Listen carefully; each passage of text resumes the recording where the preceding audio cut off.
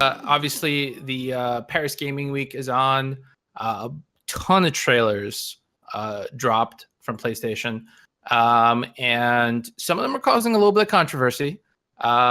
Specifically, I know the Detroit Become Human trailer and also the Last of Us 2 trailer, both sort of were shocking for different reasons.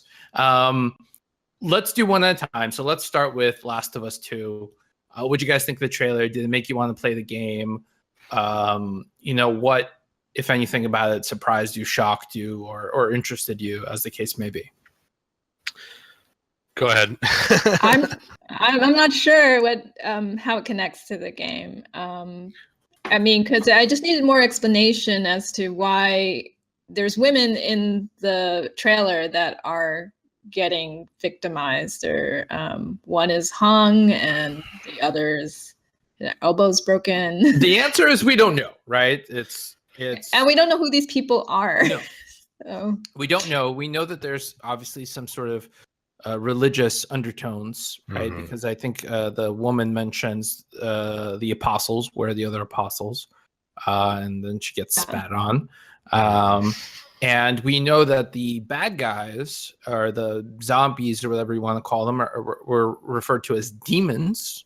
Again, we're not sure why or what the case was. I'm trying to remember what they were called in the first game. They definitely were not infected. Clickers, runners, clickers. Yeah. They weren't called demons. So there's definitely some sort of religious overtones or undertones, some kind of culty stuff going on. But beyond that, we don't really know, right?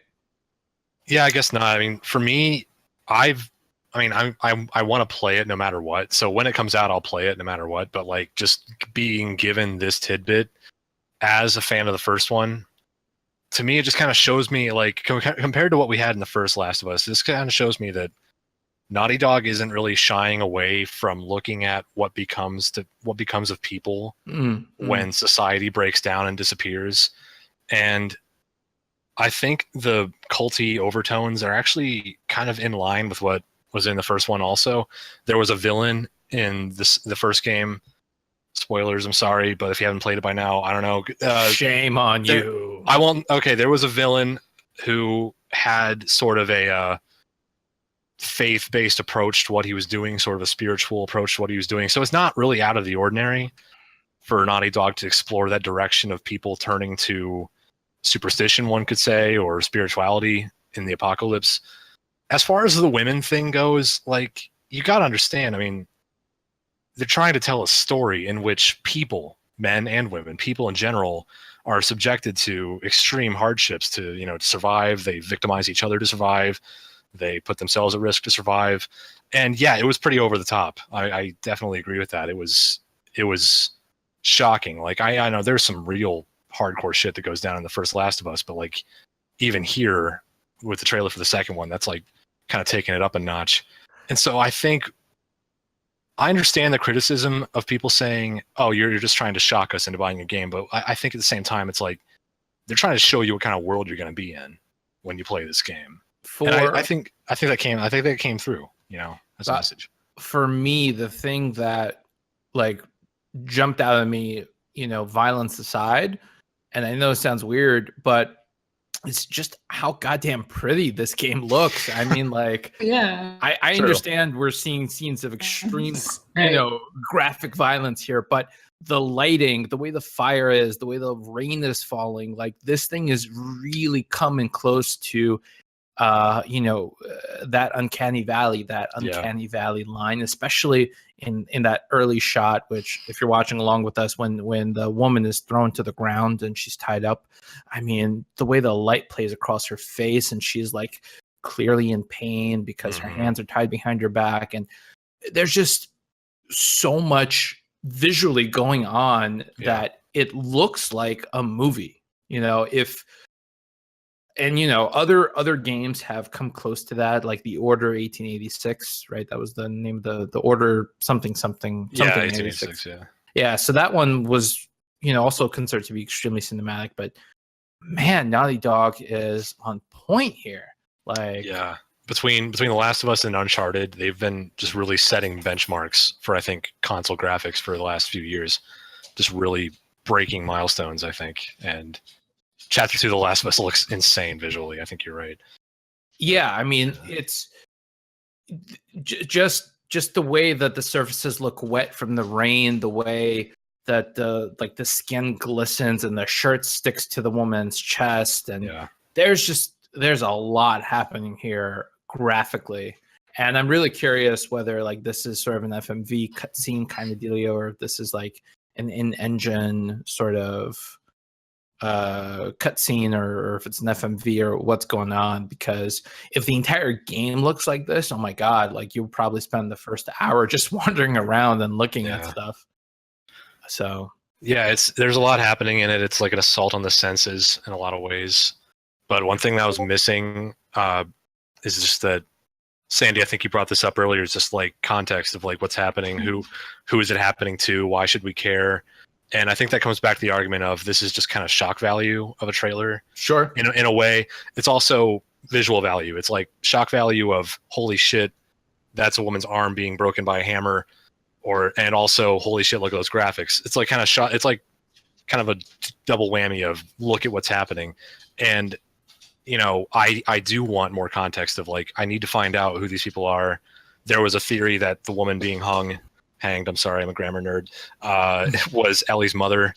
And I need to know what that bears out as. So it's like, I'm more curious now, having seen this trailer, but I know that some people are kind of turned off by it, and I respect that. But for me, I'm just like, I need more. I want more, I mean, if you were a fan of the first one, then I can't imagine anyone who was a fan of the first one not picking up the second one. Right. And yeah, I mean, I think it's their choice of using this scene. Could they have not chosen this particular scene to exemplify their game? Well, see, here's the thing. I think that they're sort of doing a riskier thing because they're not featuring Joel and Ellie, right?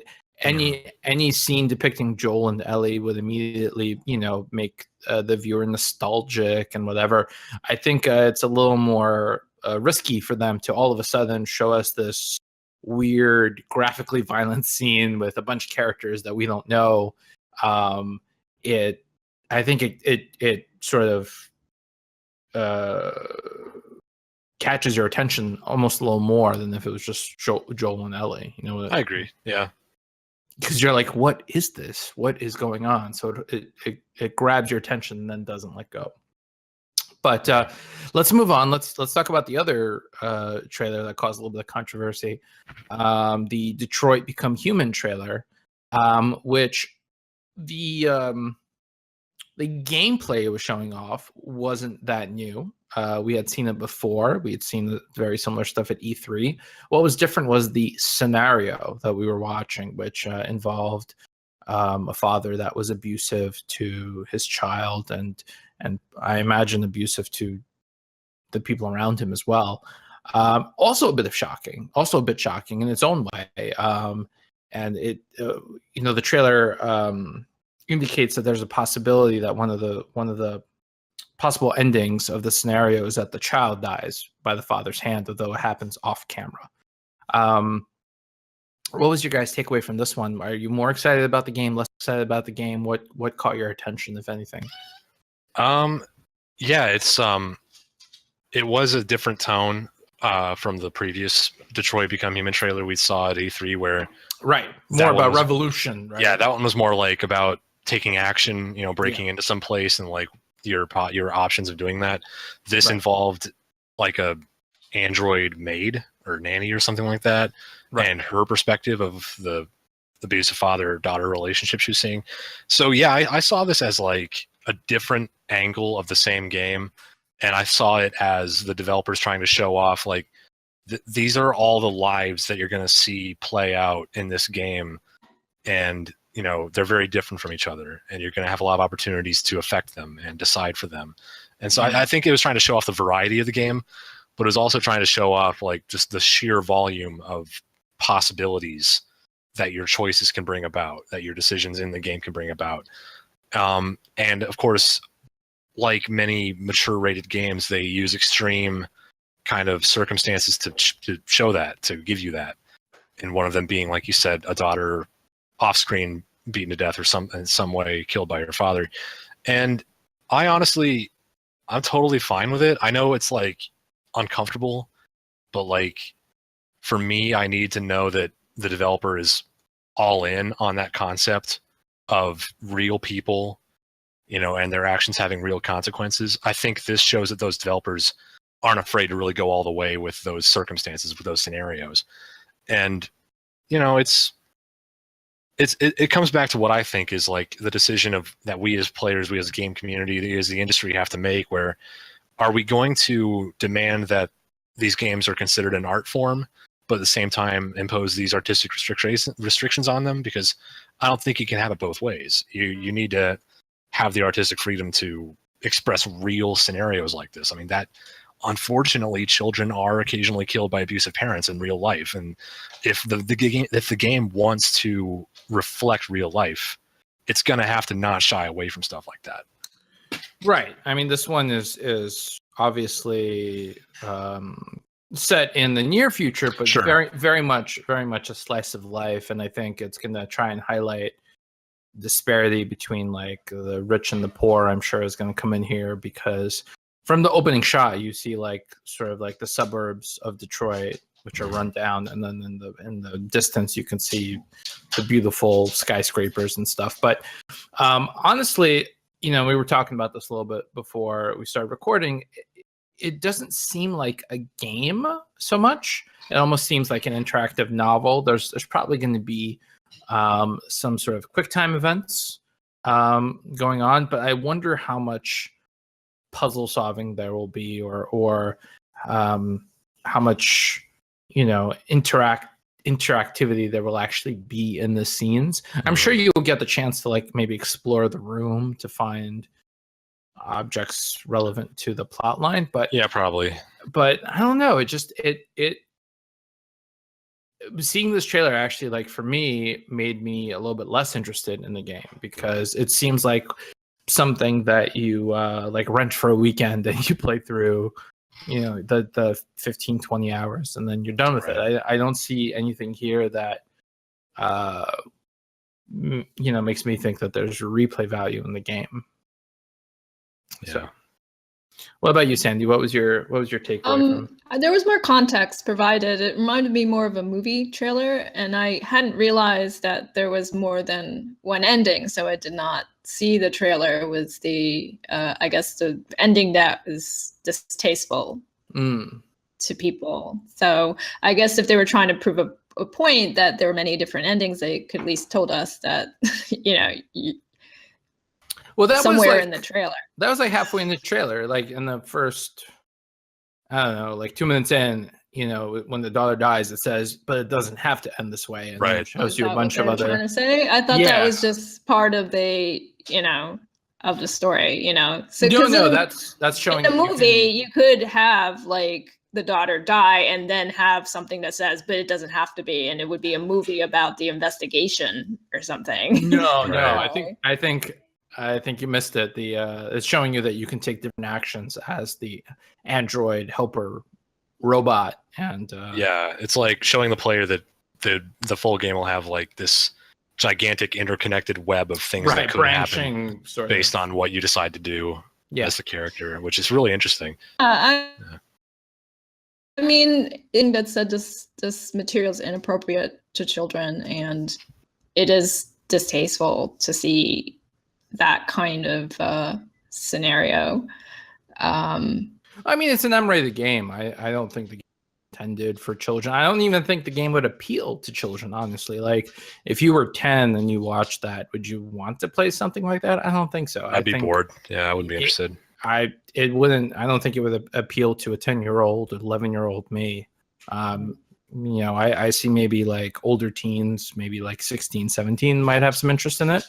But that's probably where interest would start, I imagine, for the title. Yeah.